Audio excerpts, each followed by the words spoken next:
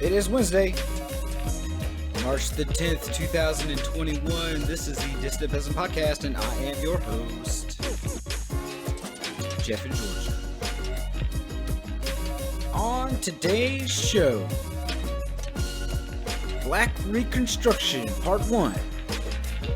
Worker and slave, planter and capitalist. Yes, we will more or less dispense with the first 3 chapters of W.E. Boyce's Black Reconstruction, written in 1935, as a reaction to the dominant schools of thought regarding slavery, the Civil War, and Reconstruction. But of course, before I get to all that, just a brief reminder that today's show, like all of these shows, is brought to you by listeners like you, folks who go to patreon.com/Distant Peasant, become recurring donors for as little as $1 a month. Thank you to each and every one of my supporters, without whom I would not be able to put forth the sort of time investment that the show requires. Speaking of time investment that the show requires, I don't want to spoil things too badly, but I believe that soon on the podcast, a special guest will be appearing. I know it's been a while since I've had an interview in this particular place, but I think I've got a good one planned.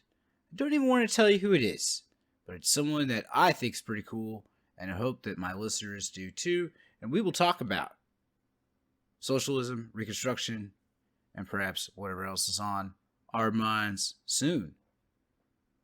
Look for that in the coming days. One more thing before I get started proper, just a reminder, when I'm not slaving away as a prole in the regular economy, or working on this lovely podcast, I am helping to do a Twitch channel. That's at Post Revolution with 2 of my buddies over there. Again, that's twitch.tv/Post Revolution. You can check out that show Mondays and Wednesday nights. Now, new schedule. And also live whenever we decide to hang out, vibe, play video games, or do whatever. Thanks, and on with the show. So, America, on the eve of its Civil War and subsequent Reconstruction. It's not as if I haven't taken on this story before, at least by piece. But let's suppress my romantic tendencies and be a bit more systematic, as Du Bois did so, and would thus probably encourage us to do the same. Let's not speak of states or parties, but of classes, roughly divided between laborers and owners in the North and the South. The ownership classes of both sections, overwhelmingly white of course, with some property-free black people in the North and border sections, and labor, both white and black, in both North and South. The individual human division between bourgeois and proletariat, or whether one lived by labor or the labor of others, was always somewhat fluid, especially in the North. In fact, that class fluidity was a defining characteristic of both the old Whig and new Republican parties. But classes, over time, developed distinct characteristics and interests. And in the South and West, more than the North, a racial caste system was codified into law, alongside an aristocracy based on blood and land. And without doubt, the wealth of the South, the wealth of the nation, and in fact the wealth of the whole nascent global economy on the eve of the Civil War, was built upon the backs of black slaves in the South. And so it is with this class of labor that we begin. There were nearly 4 million black slaves in the United States in 1860, and nearly 500,000 free black people. Some facts about these: 90% were born in the United States, about 13% had enough European ancestry that they could pass for white, and probably more than a quarter of them were descended from a mix of European, American Indian, and African groups. Despite this, they represented everything African in the white imagination, though most as a people originated from the west coast of Africa, along with other places, peoples from around the Nile Delta, peoples from the Bantu tribes from Sierra Leone to South Africa, the pastoral Khoikhoi people, with some peoples who spoke Arabic and Berber languages, and still others. In fact, the vast majority of black people in America today are not purely descended from the peoples of Africa. just as it's true that the vast majority of white people in America today are not purely descended from the peoples of Europe. These slaves brought with them their languages, songs, religions, arts, and customs, but on the eve of war they had become mostly an English or French-speaking population, Christianized, and the vast majority were employed in agricultural toil, whether slave or free. Most of the white people who had founded and constituted the United States of America when it was founded had never envisioned this situation. From the beginning, they worked to keep the word slavery from appearing in our founding document, and they pinned their hopes on the abolition of the slave trade. Without continued importation of slaves, it was thought, they would reduce in population until they simply ceased to be.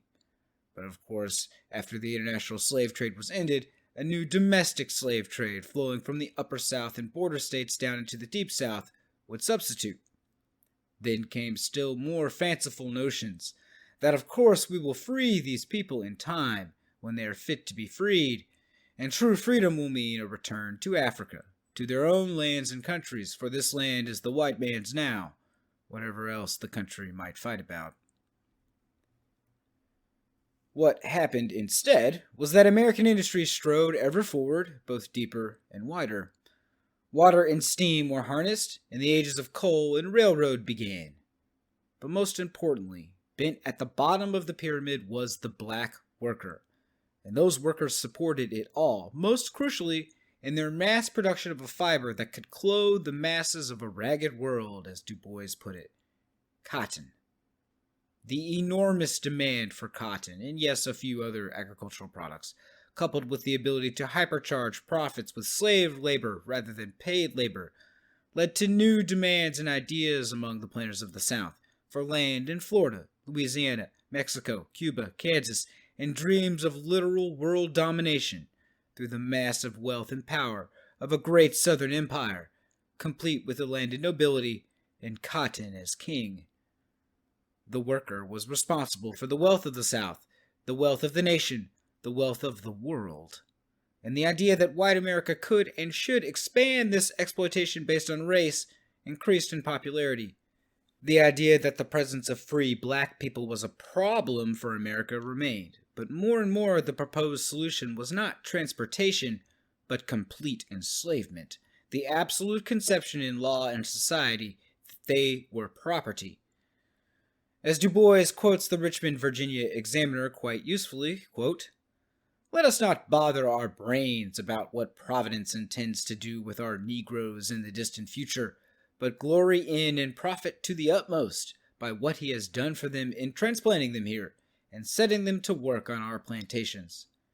True philanthropy to the Negro begins, like charity, at home, and if Southern men would act as if the canopy of heaven were inscribed with a covenant in letters of fire that the Negro is here, and here forever, is our property, and ours forever, they would accomplish more good for the race in 5 years than they boast the institution itself to have accomplished in 2 centuries." End quote. It had not always been thus, and even the idea that government in America was for white people newer than you might assume. In colonial times, free black people were excluded from the franchise absolutely only in Georgia, South Carolina, and Virginia.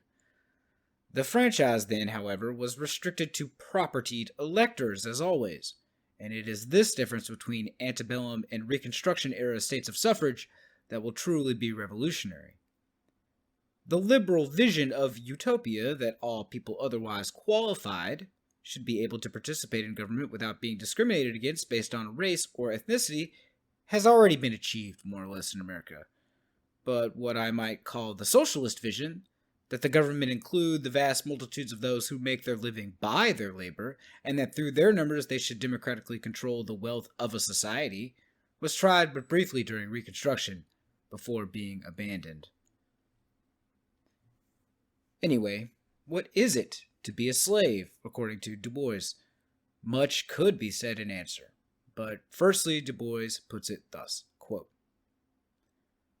"What was this industrial system for which the South fought and risked life, reputation, and wealth, and which a growing element in the North viewed first with hesitating tolerance, then with distaste, and finally with economic fear and moral horror. What did it mean to be a slave? It is hard to imagine today.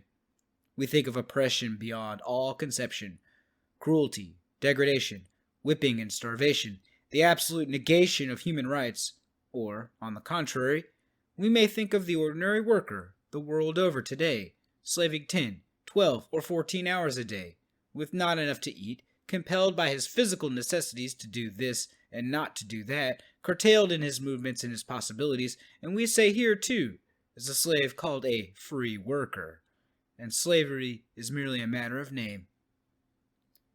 But there was, in 1863, a real meaning to slavery, different from the one that we may apply to the laborer today.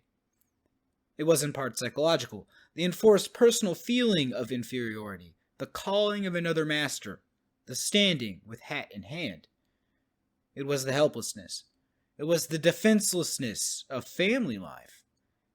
It was the submergence below the arbitrary will of any sort of individual, end quote. He continues later, quote, "The slavery of Negroes in the South was not usually a deliberately cruel and oppressive system. It did not mean systematic starvation or murder. On the other hand, it is just as difficult to conceive as quite true the idyllic picture of a patriarchal state with cultured and humane masters, under whom slaves were as children, guided and trained in work and play, given even such mental training as was for their good, and for the well-being of the surrounding world. The victims of Southern slavery were often happy, had usually adequate food for their health, and shelter sufficient for a mild climate. The Southerners could say with some justification that when the mass of their field hands were compared with the worst class of laborers in the slums of New York and Philadelphia and the factory towns of New England, the black slaves were as well off, and in some particulars better off. Slaves lived largely in the country, where health conditions were better. They worked in the open air, and their hours were about the current hours for peasants throughout Europe. They received no formal education, and neither did the Irish peasant, the English factory laborer, nor the German bower. And in contrast with these free white laborers, the Negroes were protected by a certain primitive sort of old age insurance, job insurance, and sickness insurance. That is, they must be supported in some fashion when they were too old to work. They must have attention in sickness, for they represented capital, and they could never be among the unemployed. On the other hand, it is just as true that Negro slaves in America represented the worst and lowest conditions among modern laborers. One estimate is that the maintenance of a slave in the South cost the master about $19 a year, which means that they were among the poorest paid laborers in the modern world. They represented in a very real sense the ultimate degradation of man. Indeed, the system was so reactionary, so utterly inconsistent with modern progress that we simply cannot grasp it today. No matter how degraded the factory hand, he is not real estate. The tragedy of the black slave's position was precisely this: his absolute subjection to the individual will of an owner, and to the cruelty and injustice which are the invariable consequences of the exercise of irresponsible power, especially where authority must be sometimes delegated by the planter to agents of inferior education and coarser feelings. End quote. In other words, let us imagine an owner of slaves to be as kind and good a person as we can, a master who wants to treat his slaves with perfect humanity and care. Perhaps his father did, and so he has promised himself that he will do the same. Perhaps his father did not, and so he has promised himself that he will be different. Doubtless people like this existed. But whatever their beliefs, they were caught by the iron law of the market that demanded they spend as little as possible on their labor, and the necessity of leaving their slaves in the charge of others if they had more than a few. Worse, you may wonder how a slave population without continual renewal by import could sustain itself, and even increase, under the yoke of such terrible bondage. And the cruel truth is that, though it was considered crass to do, and even worse to discuss it openly, the South bred slaves, either through the personal rape of their females, or encouraging and even forcing their slaves to reproduce. A few masters were bold enough to try and openly breed them as people breed horses or dogs, disgustingly, attempting through a primitive sort of eugenics to select for certain characteristics in order to build, so to speak, the ultimate slave. All masters in the South knew where the stock of new slaves came once international trade was banned, the border states and Upper South, and whether they knew the supply came through rape, kidnapping, and forced breeding, they preferred not to talk about it. Moving on, I shall let Du Bois conclude this section on the black proletariat for me, quote, "Above all, we must remember the black worker was the ultimate exploited, that he formed that mass of labor which had neither wish nor power to escape from the labor status, in order to directly exploit other laborers, or indirectly, by alliance with capital, to share in their exploitation. To be sure, the black mass developed again and again, here and there, capitalistic groups in New Orleans, in Charleston, and in Philadelphia, groups willing to join white capital in exploiting labor, but they were driven back into the mass by racial prejudice before they had reached a permanent foothold, and thus became all the more bitter against all organization which by means of race prejudice or the monopoly of wealth sought to exclude men from making a living. It was thus the black worker, as the founding stone of a new economic system in the 19th century and for the modern world, who brought civil war in America. He was its underlying cause, in spite of every effort to base the strife upon union and national power." End quote. However, it was only through the efforts of the poor white workers of the country that made American slavery a viable economic system. Now, while not evenly distributed throughout the Confederacy, on the eve of Civil War, there were some 5 million white people in the South. To make things plain, there were more white people to police slaves than there were slaves. Their economic rivalry in most cases was clear. These yeomen and peasant crackers in many cases lived in squalid conditions not dissimilar from those of black labor, and in a few cases, like that of Newton Knight, whom I did an episode on a while back, they would come to refuse to accept this world. The vast majority were not so expansive in their empathy, however. Two considerations tended to lead white people in the South to another conclusion. Over time, slavery resulted in these poor whites' dislike of black people and anything associated with them. Their resentment towards the planter elite and the entire plantation economy was transferred to the slaves themselves, with great encouragement from their newspapers. The dreams of poor whites became tragically limited. Their ambition was not to destroy the slave system nor escape it, but to ascend it and become planters themselves, and finally receive the respect they craved. Relatedly, the other consideration which led poor white people to become effective supporters of chattel slavery in the South was work, and that required police state itself. As compensation for the system, some poor whites could become overseers, slave drivers, members of the patrol system, and militia. They could become associated with the master class, with the increased prestige and money that came with that position, and thus the whole of the South was transformed into an armed camp, designed to enforce the slavery system and kill anyone who sniffed of rebellion. They didn't do a perfect job. Some people, including Du Bois, conclude that it's actually fortunate for them that they didn't, because rather than destabilize slavery, the Underground Railroad actually stabilized it, at least for a while. Because it really was sometimes possible for the most determined slaves to run away to freedom, some of the slaves most prone to rebellion and who might emerge as leaders in any large-scale revolt instead left the plantations of the South.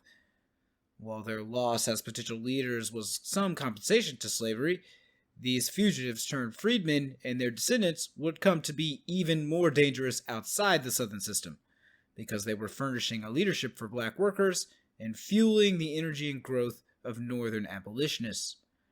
Thus, what served to stabilize the system in the short term also helped lead to its destruction, and the true significance of what American democracy would mean in a world where all races were free to vote and rule themselves, and where the privileges of blood and property ceased to decide, began to be debated again. Anyway, we were speaking of poor crackers in the South, and their sometimes resentful, sometimes envious partnership with the planter class. But of course, the North was full of honkies too. As a group, I'd say they were a little more varied than the whites of the South, where it more or less boiled down to how much chattel slavery there was where they lived. If there was a lot, their partnership with the planter class was stronger. If there was little or none, like in the backwoods and swamps of Jones County in Mississippi, where Newt Knight was from, or in the mountains of what will soon become West Virginia, their partnership was weaker. In the North, the situation was slightly more complicated. Large cities on the East Coast were at this time receiving lots of immigrants from Europe, where the cranky and dour freeholding Whig farmers in the American Party, also known as the Know-Nothings, felt their very presence to be an affront. As a consequence, these populations drifted into the Democratic Party, despite the fact that this new white immigrant proletariat knew better than most how white supremacy actually drove down their own wages. Employers were happy to replace black labor in the North with white immigrant labor, just so long as that labor worked just as cheaply. Those immigrants tended to turn their rage not upon the employers, but upon black labor. For 3 days in 1829, Cincinnati, a mob of whites rioted and ended up driving most of the black population out of the city to Canada. Philadelphia experienced a series of race riots sporadically over years, starting in 1828, and things were much the same in New York City's racial politics at the time. Things got little better with new immigrant arrivals in the 1840s and 50s. Some of these new immigrants from Britain and Germany had begun to have some notion of the class struggle, and how they might reorganize trade and industry to the will of the proletariat through unionization. While in many cases these workers would oppose slavery from the first on principle, they were far more concerned with the fact that land appeared to be free and endless in America. Here, they thought, was the solution to all problems. In Europe, the worker had been ruthlessly and almost totally separated from the land. But in America, they could retreat to the West and not only increase their standard of living, but work for themselves. Naturally, these labor leaders turned to the party that welcomed immigrants and was against tariff bounties for commodities, the Democratic Party, which was paradoxically more and more dominated by a reactionary and zealously racist Southern section that degraded all labor. As Du Bois puts it, quote, "The wisest of the leaders could not clearly envisage just how slave labor in conjunction and competition with free labor tended to reduce all labor toward slavery," end quote. And quote, quite forgetting that this same Democratic Party had as its backbone the planter oligarchy of the South with its slave labor. As a result, racial politics in the lands to the West became a bit singular and incredibly stern, for this was land where the possibility existed of direct competition with slavery, and which would be resisted at all costs in their minds. But further, even free black people ought to be discouraged from settling there. It would be inconceivable to them that employers would ever pay black labor at rates as high as they did white labor, so it was thought that as workers, they would either undercut white labor's wages, or white labor's wages would be reduced to the level of black labor's. I'll pass the reins to Du Bois yet again, quote, "The propaganda which made the abolition movement terribly real was the fugitive slave. The piece of intelligent humanity who could say, 'I have been owned like an ox. I stole my own body, and now I am hunted by law, and lashed to be made an ox again.' By no conception of justice could such logic be answered. Nevertheless, at the same time, white labor, while it attempted no denial, but even expressed faint sympathy, saw in this fugitive slave and the millions of slaves behind him, willing and eager to work for less than current wage, competition for their own jobs. What they failed to comprehend was that the black man enslaved was an even more formidable and fatal competitor than the free black man. Here, then, were two labor movements: the movement to give the black worker a minimum legal status which would enable him to sell his own labor, and another movement which proposed to increase the wage and better the condition of the working class in America, now largely composed of foreign immigrants, and dispute with the new American capitalism the basis upon which the new wealth was to be divided. Broad philanthropy and a wide knowledge of the elements of human progress would have led these two movements to unite, and in their union become irresistible.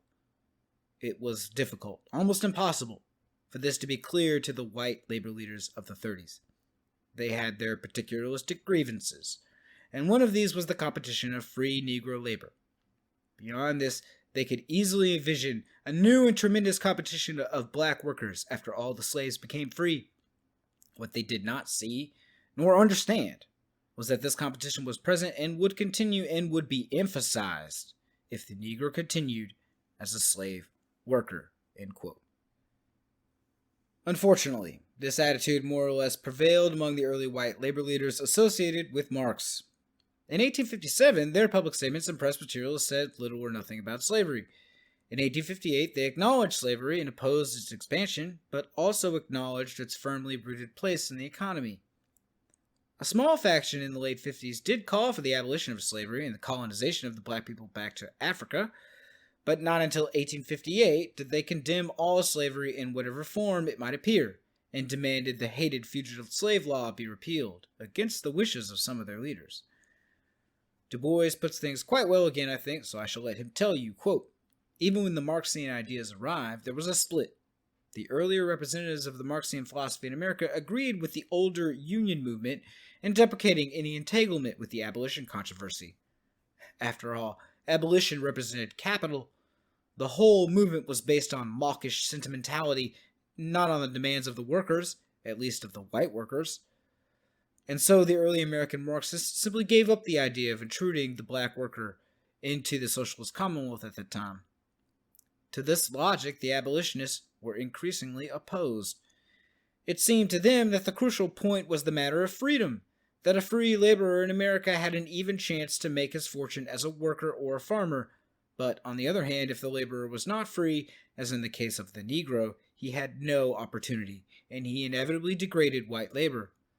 The abolitionists did not sense the new subordination into which the worker was being forced by organized capital, while the laborers did not realize that the exclusion of 4 million workers from their labor program was a fatal omission.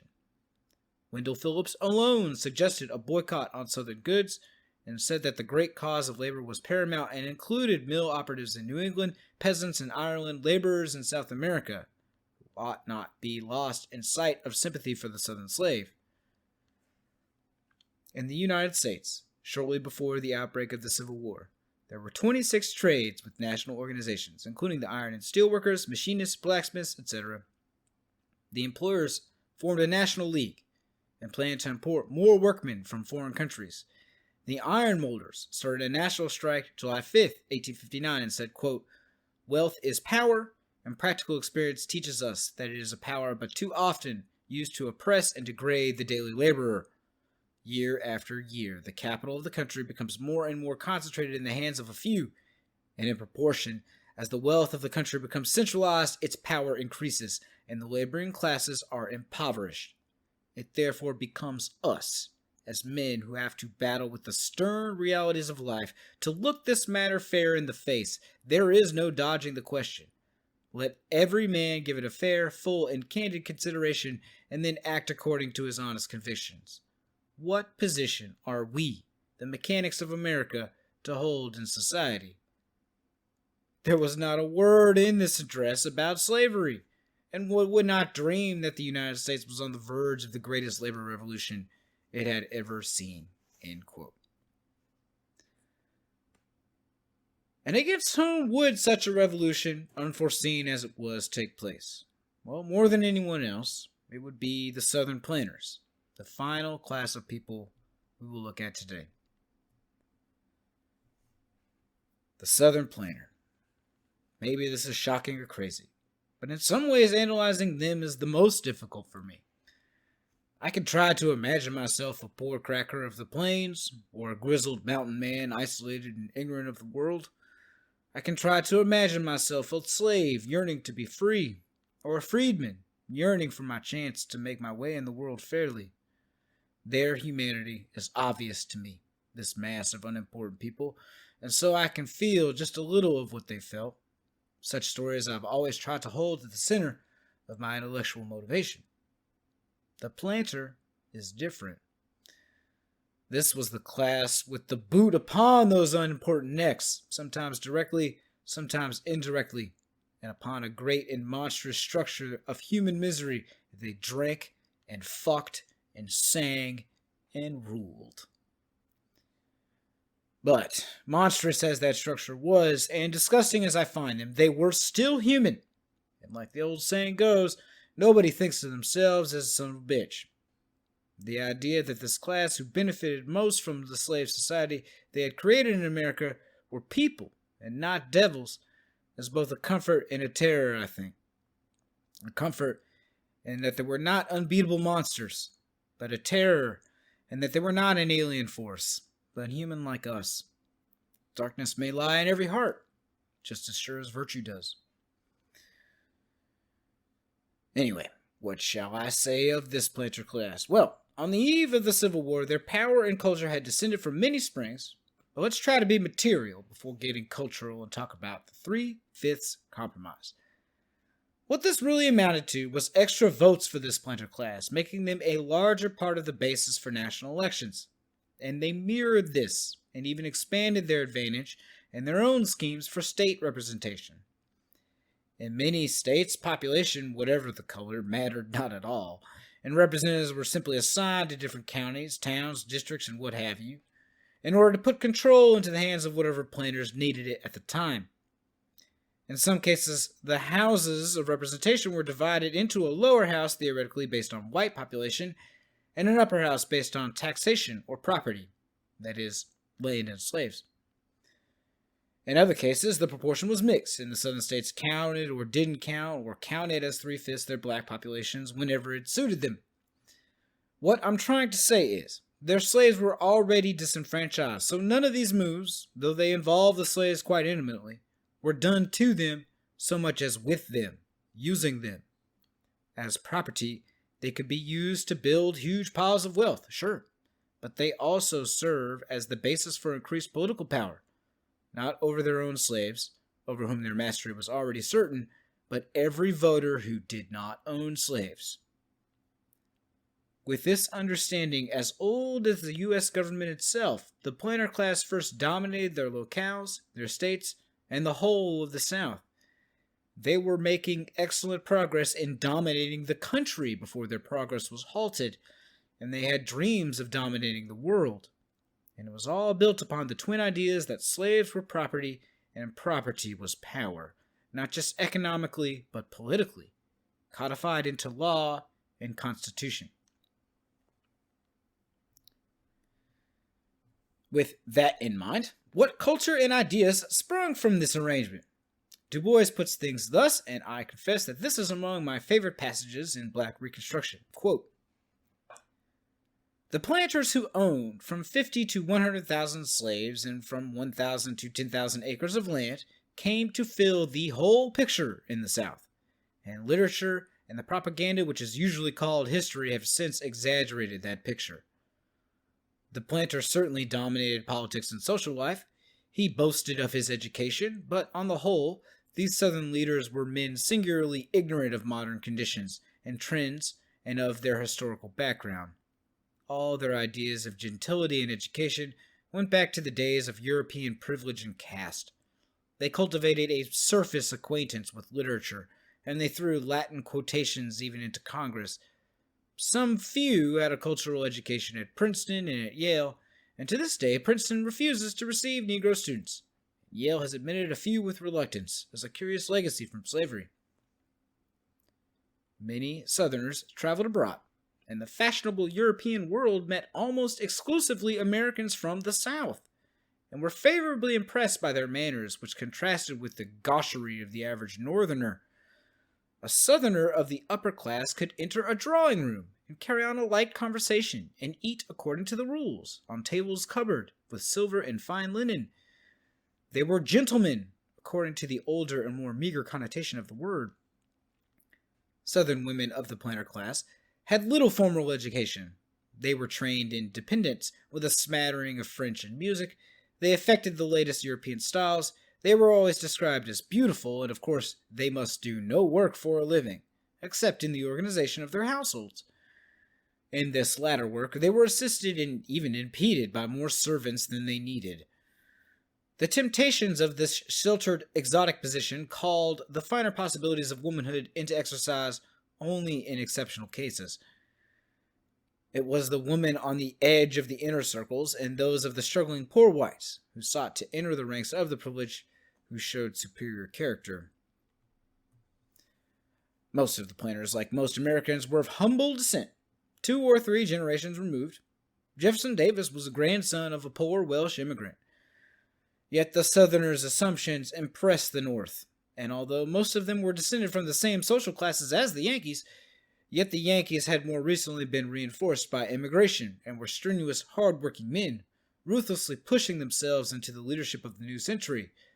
Such folk not only love a lord, but even the fair imitation of one. The leaders of the South had leisure for good breeding and high living, and before them northern society abased itself and flattered and fawned over them. Perhaps this, more than ethical reasons or even economic advantage, made the way of the abolitionist hard. In New York, Saratoga, Philadelphia, and Cincinnati, a slave baron with his fine raiment, gorgeous and doll-like women, and black flunkies quite turned the heads of northern society. Their habits of extravagance impressed the nation for a long period. Much of the waste charged against Reconstruction arose from the attempt of the post-war population, white and black, to imitate the manners of a slave-nurtured gentility, and this brought furious protests from former planters, because while planters spent money filched from the labor of black slaves, the poor white and black leaders of Reconstruction spent taxes drawn from recently impoverished planters. From an economic point of view, this planter class had interest in consumption rather than production. They exploited labor in order that they themselves should live more grandly and not mainly for increasing production. Their taste went to elaborate households, well furnished and hospitable. They had much to eat and drink. They consumed large quantities of liquor. They gambled and caroused and kept up the habit of dueling well down into the 19th century. Sexually, they were lawless, protecting elaborately and flattering the virginity of a small class of women in their social clan, and keeping at command millions of poor women of the 2 laboring groups of the South." End quote. If, as I said before, it's tough to imagine these people as human like any other, it might be easier to do so in regard to economic arrangements rather than culture, entangled together as they are. Du Bois did us all a favor by considering not a brutishly inhuman planter, nor a singularly kindly planter, but an average one, and puts things thusly, quote, "Theoretically, there were many ways of increasing the income of the planter. Practically, there was but one. The planter might sell his crops at higher prices. He might increase his crop by intensive farming, or he might reduce the cost of handling and transporting his crops. He might increase his crops by making his laborers work harder and giving them smaller wages. In practice, the planter, so far as prices were concerned, was at the mercy of the market. Merchants and manufacturers, by intelligence and close combination, set the current prices of raw material. Their power thus exercised over agriculture was not unlimited, but it was so large, so continuous, and so steadily and intelligently exerted that it gradually reduced agriculture to a subsidiary industry whose returns scarcely supported the farmer and his labor. The Southern planter in the 50s was in a key position to attempt to break and arrest the growth of this domination of all industry by trade and manufacture. But he was too lazy and self-indulgent to do this, and he would not apply his intelligence to the problem. His capitalistic rivals of the North were hard-working, simple-living zealots, devoting their whole energy and intelligence to building up an industrial system. They quickly monopolized transport in mines and factories, and they were more than willing to include the big plantations. But the planter wanted results without effort. He wanted large income without corresponding investment, and he insisted furiously upon a system of production which excluded intelligent labor, machinery, and modern methods. He toyed with the idea of local manufacturers and ships and railroads, but this entailed too much work and sacrifice. The result was that Northern and European industry set prices for Southern cotton, tobacco, and sugar, which left a narrow margin of profit for the planter. He could only retaliate by more ruthlessly exploiting his slave labor so as to get the largest crops at the least expense. He was therefore not deliberately cruel to his slaves, but he had to raise cotton enough to satisfy his pretensions and self-indulgence, even if it brutalized and commercialized his slave labor." End quote.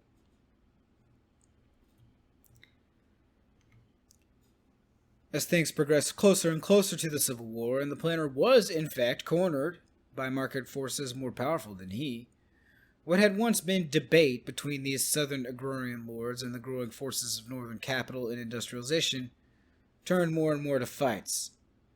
And the planter class turned more and more to extreme hysterical reactions, rigid pseudoscientific dogma, and spiritual explanations. The few free black people in the South finished disappearing. They were no longer a begrudged oddity, a few of whom with sufficient property could vote, as Du Bois told us.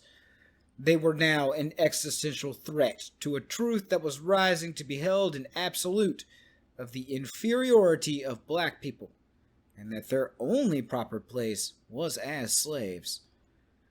Abolitionist talk went from shockingly impolite to taboo to actually illegal. The subservient priestly class talked more and more of the curse of Canaan, and slick-tongued pseudoscientists produced lectures, and over time it basically became impossible for many white people born into the South to believe anything other than that black people were inferior and fit only to be slaves, according to all laws of gods and men. The Atlanta Daily Intelligencer's January 9th, 1860 edition is useful on this point to get what I mean. Quote, "We can't see for the life of us how anyone understanding fully the great principle that underlies our system of involuntary servitude can discover any monstrosity in subjecting a Negro to slavery of a white man. We contend, on the contrary, that the monstrosity, or at least the unnaturalness in this matter, consists in finding Negroes anywhere in white communities not under the control of the whites. Whenever we see a Negro, we presuppose a master, and if we see him in what is commonly called a free state, we consider him out of his place. This matter of manumission or emancipation, now, thank heaven, less practiced than formerly, is a species of false philanthropy, which we look upon as a cousin german to abolitionism, bad for the master, worse for the slave." End quote. Now, for a time, the planters had been able to alleviate their economics in ways other than lowering their labor costs. They had been able to grab vast new tracts of richer, more productive land. They had indulged as much as possible in the slave trade before it was legally closed in 1808 to lower the cost of slaves, and they created a new domestic slave trade based on breeding. But the end of the West had been reached. California was free, and the settlers of Kansas proving resistant to slavery's expansion. Their domestic production of slaves was but a shadow of what the global market had been to them, which is why on the eve of war, the South was beginning to more openly and militantly demand the reopening of the slave trade and new land in the Caribbean, Mexico, and the Central and South Americas, in the former case to the horror of the border states currently supplying slaves. And more, under the American system, the planters' political power was based on slavery.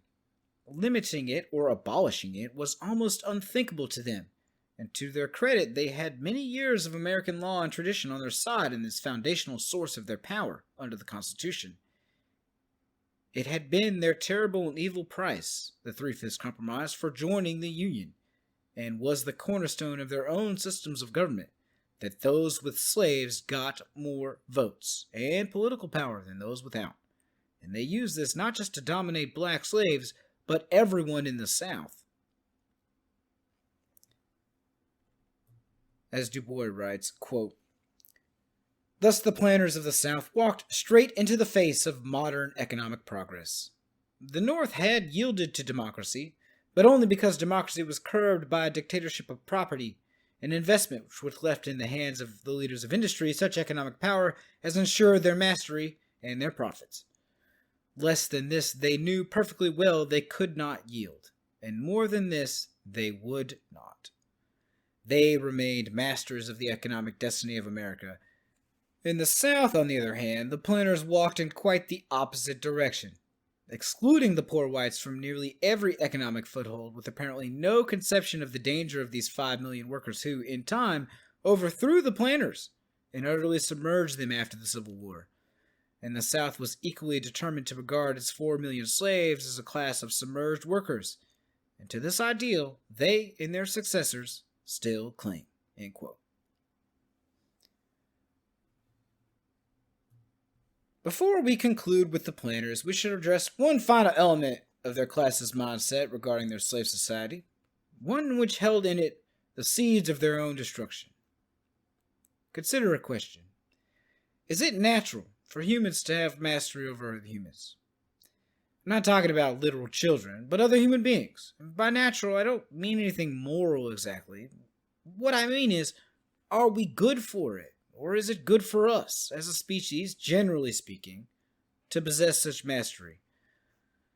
Philosophers may have debated, still debate the question. Certainly nearly all of those with such power in our modern world would conclude that, yes, of course, it's good for those that they master, and they themselves are fine for it, as would those with dreams of such lives. But for me, the answer is a clear no. Because the question has already been answered in the planter class of the South, and I quote, "The Southern planter suffered, not simply for his economic mistakes. The psychological effect of slavery upon him was fatal. The mere fact that a man could be, under the law, the actual master of the mind and body of human beings had to have disastrous effects.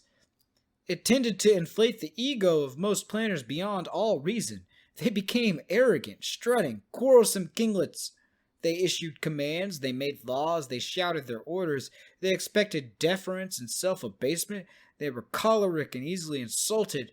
Their honor became a vast and awful thing, requiring wide and insistent deference.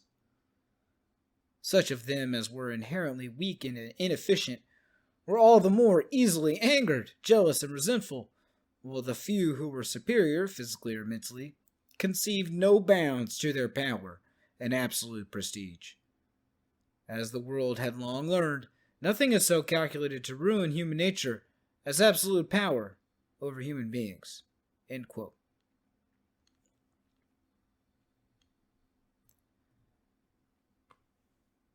Thus things stood on the eve of war and Reconstruction. Workers, planters, and capitalists all eyed each other with growing malice and suspicion, all growing ever more sure that the planters' demands and way of life threatened them, while the planters stood aghast at the capitalists' hypocrisy and repudiation of their bargains together, and regarded the free labor they had dominated for generations with disgust. And none of them had any idea what was about to happen, or who truly held the keys to both the Union and American democracy itself. Millions of slaves in the South who yearned for freedom had yet to learn it themselves, of course, though they would catch on quicker than almost anyone else. Only the rarest and most far-sighted abolitionists of the North guessed the truth of this, and expected action from the black slaves of the South, but almost none knew how much. A very rare few, like John Brown, had known just how revolt would come and what freedom might look like, and he was long dead. What was truly about to happen was not a simple civil war, but the beginnings of a revolutionary labor struggle, when for the briefest and brightest of times America would consider what freedom and equality could look like in their world. With an imagination and power not seen since the heady days of Thomas Paine in the Revolutionary War. It would not really be the efforts of the worker, the capitalist, or even the abolitionist that would be decisive in saving the Union, and who began to try to truly construct American democracy, but the slaves. Their humanity had been pleaded for and reasoned for, both by themselves and on their behalf. Their freedom was justified in the language of God, philosophy, science, all while they remained slaves. But only when they took up arms and killed the white men for their freedom were all forced to recognize that these were not pieces of property, but men.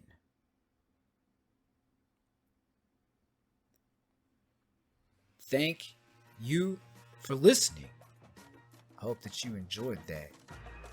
Yeah, we went long today. Thus stood everything on the eve of Civil War and Reconstruction. Next episode, of course, we're going to dive into the war itself and the beginnings of Reconstruction. I'm not sure how many parts exactly this is going to take me to finish, but more than an intro in part 1, certainly. Don't forget you can support the show by going to patreon.com/distantpeasant. There's a PayPal link at paypal.me/distantpeasant. There's also a Venmo button. Distantpeasant.com is headquarters for all this stuff.